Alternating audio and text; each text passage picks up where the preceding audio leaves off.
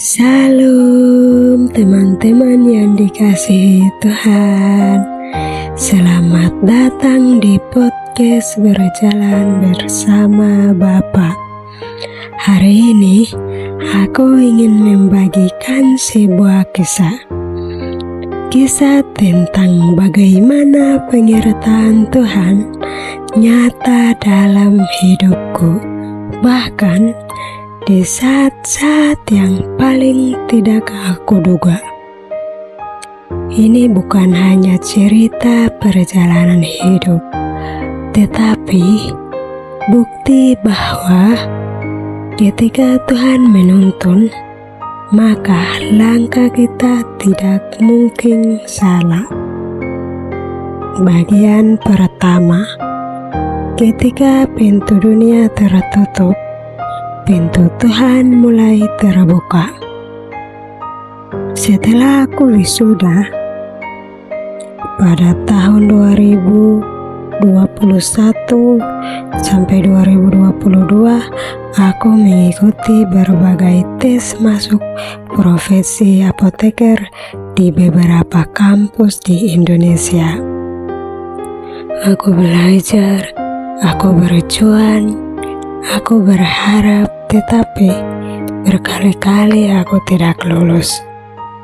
Saat itu aku belum mengerti, namun sekarang aku tahu Tuhan sedang mengarahkan jalanku. Di akhir tahun 2022, aku kembali mencoba tes apoteker di Kediri. Setelah tes, aku berdoa, "Bapa, bagianku sudah selesai, tinggal bagianmu." Dan tiba-tiba di dalam hatiku terdengar suara lembut, namun sangat jelas, berkata bahwa belum waktunya kamu pulang ke Papua. Saat itu air mataku mengalir begitu saja.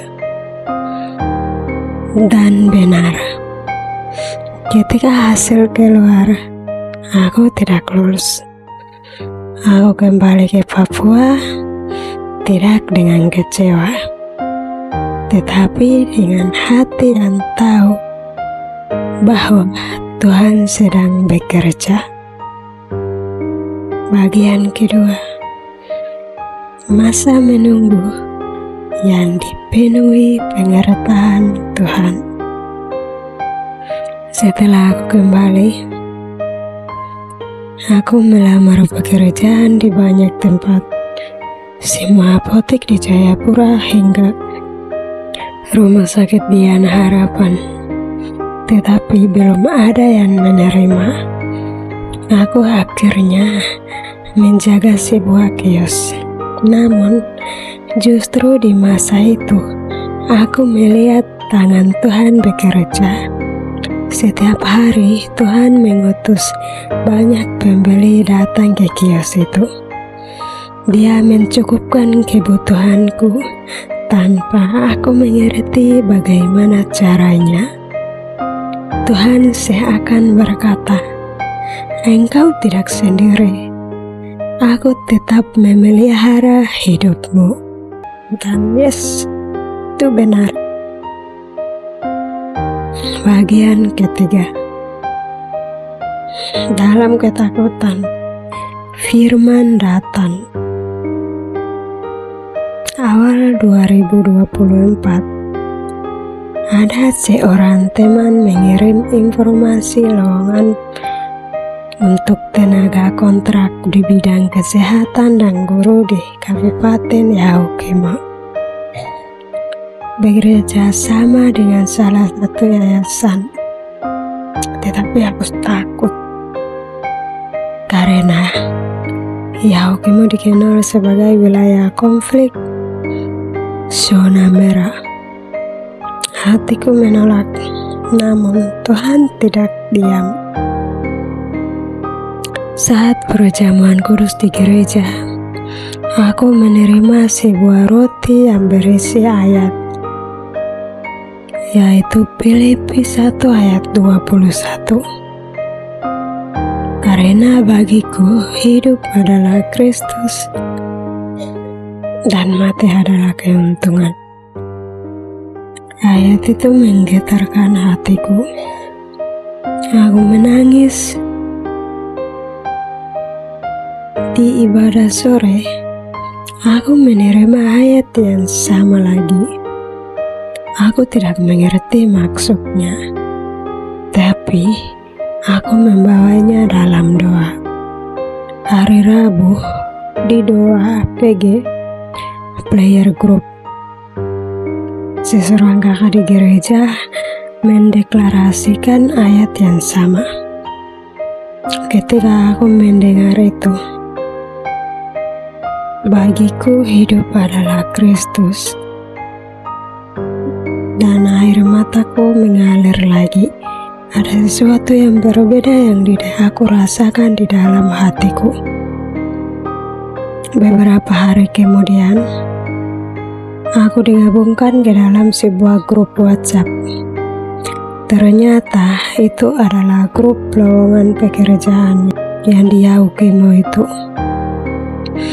Dan moto mereka berbunyi, bagi kami hidup adalah Kristus. Saat itulah aku mengerti, Tuhan sedang berbicara, Tuhan sedang memanggil. Dengan hati gemetar aku berkata, baik Tuhan, aku siap. Bagian keempat, pelayanan di pedalaman dan mujizat dan Tuhan sungguh nyata. Aku ditempatkan bukan di kota, tetapi di pedalaman. Di sana tidak ada apa-apa, tidak ada obat, tidak ada alat kesehatan. Namun yang aku lihat justru lebih besar dari apapun, yaitu penyertaan Tuhan yang begitu nyata. Saat pasien yang datang, kami hanya berdoa tanpa obat sama sekali, mereka sembuh. Masyarakat di tempat itu berkata, karena ada suster yang datang, sehingga angka kematian menurun. Tetapi kami selalu berkata, itu bukan kami. Itu adalah Tuhan yang bekerja. Yes, benar. Tuhan yang bekerja nyata. Dan bukan hanya itu. Kami terbiasa hidup di kota, kemana-mana harus naik kendaraan. Tetapi di pedalaman, Tuhan memampukan kami berjalan kaki menembus gunung-gunung. Masyarakat menerima kami dengan baik. Aku melihat dengan mata kepala sendiri, jika Tuhan yang mengutus, Dia yang memampukan. Kami melayani di sana selama 11 bulan. Bagian kelima, ketika serangan datang, Tuhan menjaga. Hingga suatu waktu, Tuhan memberikan aku ayat dari Yesaya 65 ayat 25. Bagian, tidak ada yang akan berbuat jahat. Kalimat itu terus terngiang-ngiang dalam pikiranku. Saat ibadah minggu, pendeta mengkhotbahkan ayat yang sama. Aku mulai mendeklarasikan setiap hari. Dan tepat 1 minggu kemudian, terjadilah peristiwa yang mengerikan, yang tidak terduga.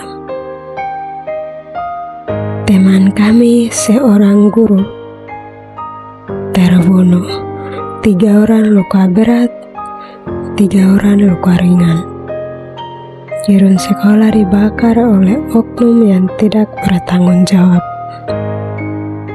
Ketika kami dipulangkan ke kota, barulah aku tahu rencana serangan itu sebenarnya ditujukan ke tempat tugasku. Tuhan sudah meluputkan aku.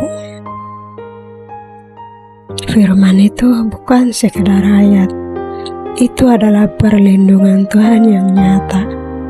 Dari situ, aku belajar suatu hal yang besar. Jika Tuhan yang mengutus, jangan takut. Dia sendiri yang akan bertanggung jawab atas hidup kita. Dan selama tugas kita belum selesai, kita tidak akan pulang kepadanya.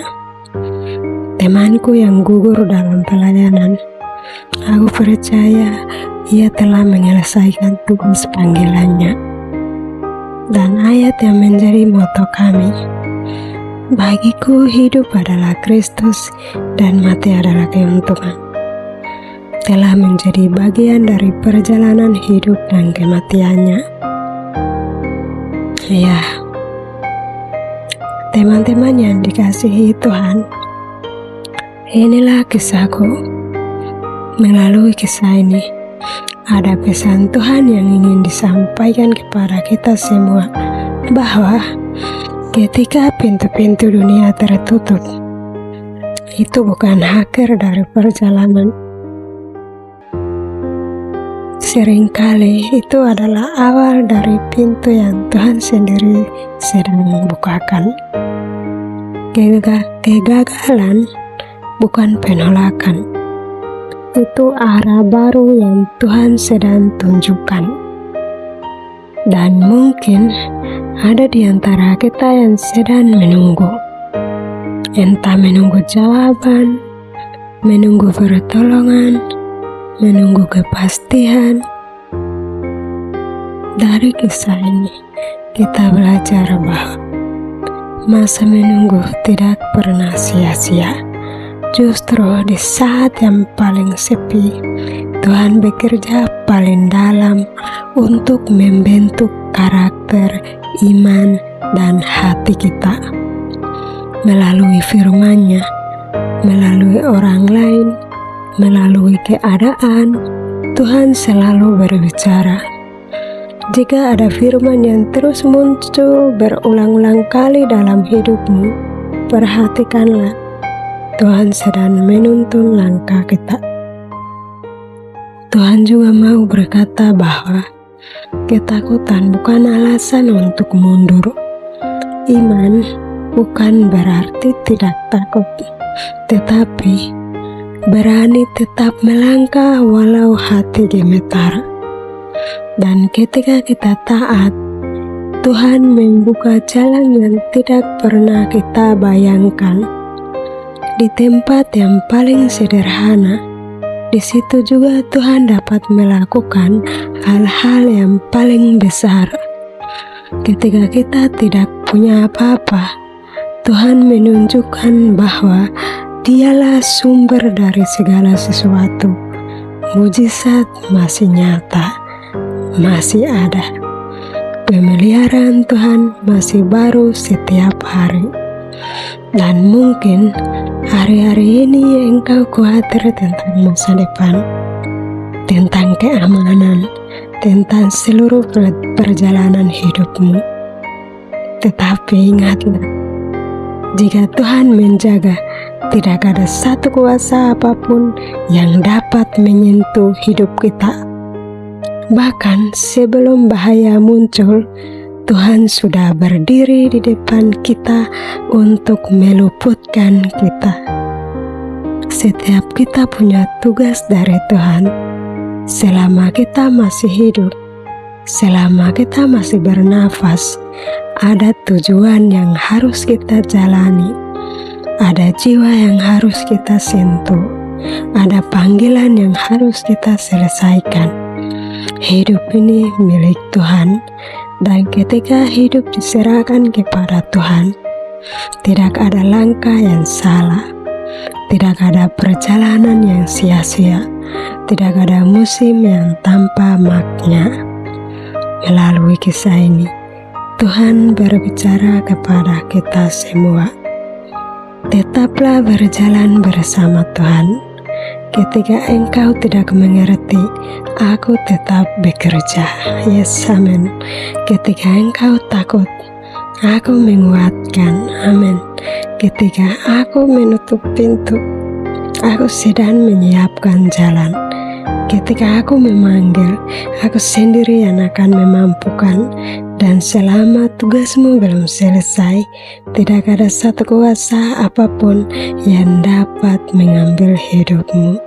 Kiranya setiap kita dikuatkan, dipulihkan, dan diteguhkan untuk terus berjalan bersama Bapa, karena Dia tidak pernah meninggalkan dan Dia selalu berjalan lebih dahulu di depan kita. Salam, Tuhan Yesus memberkati kita semua.